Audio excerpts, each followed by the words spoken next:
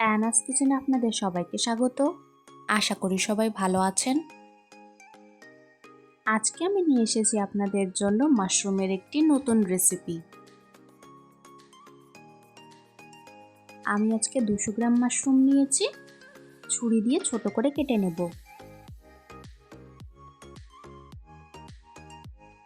এরপর একটি বাটিতে জল গরম করে নিয়ে নুন, হলুদ গুঁড়ো ভালো করে মিশিয়ে নিয়ে কেটে রাখা মাশরুমগুলো ছেড়ে দেব।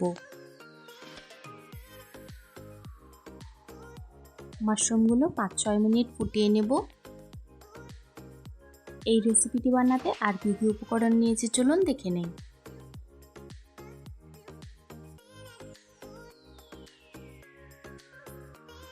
কড়াইতে 1 টিস্পুন তেল ও 1 টিস্পুন বাটার দিয়ে ভালো করে গরম করে নেব। আজকের রেসিপিটা যদি আপনাদের ভালো লেগে থাকে আমার চ্যানেলটিকে লাইক, শেয়ার, সাবস্ক্রাইব করে আমার পাশে থাকবেন। এরপর 2 টিস্পুন রসুন কুচি দিয়ে ভালো করে ভেজে নেব।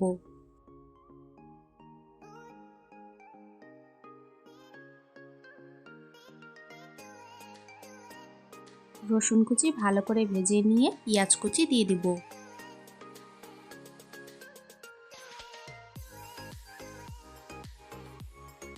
পেঁয়াজ ও রসুন ভালো করে ভেজে দিতে হবে।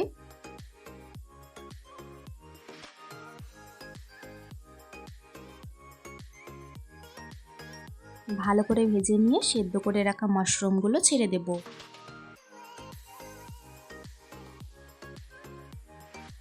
মাশরুমগুলো হালকা করে সেদ্ধ করে নিলে খেতে কিন্তু খুব ভালো লাগে।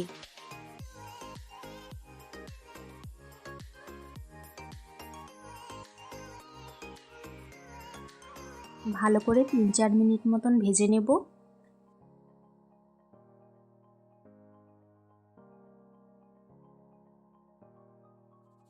এই বাটার গার্লিক মাশরুম খেতে কিন্তু অসাধারণ হয়, তাই দেরি না করে আমার রেসিপিটি ফলো করে ঝটপট বানিয়ে ফেলুন।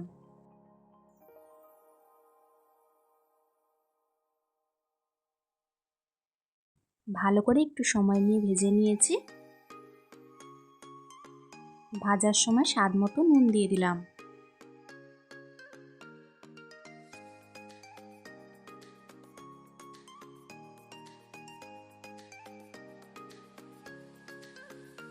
এরপর কালো গোলমরিচ গুঁড়ো দিয়ে ভালো করে নাড়াচাড়া করে নেব।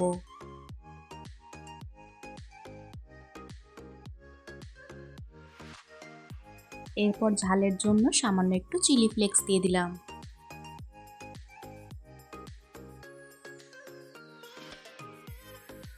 নামানোর সময় অরিগ্যানো ও ধনেপাতা কুচি ছড়িয়ে দেব।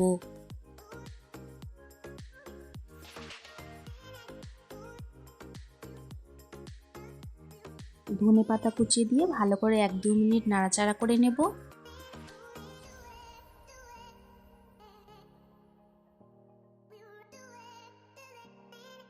এক মিনিট মতন নাড়াচাড়া করে নিয়ে গ্যাসের ফ্লেম বন্ধ করে দেব।